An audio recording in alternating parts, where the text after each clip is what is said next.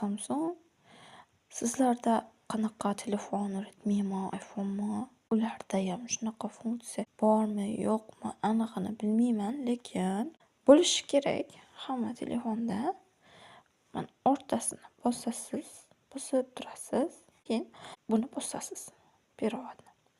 Keyin mana u tilini, o'zlaringga kerak tilni tanlab qo'yasizlar.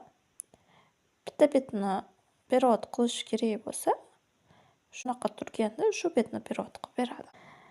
Agar sizlarga boshqacha jumlalari kelishmay qolsa, mana bu so'zlar ekranda yarim anaqa bo'lib qolsa, boshqacha tarjima qilib berishi mumkin.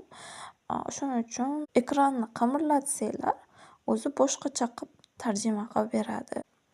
Uni yana ko'rsataman. Shuni bossanglar bo'ldi.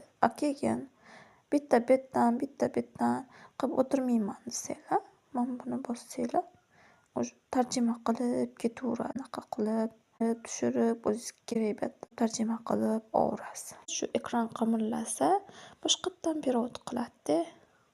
Xullas.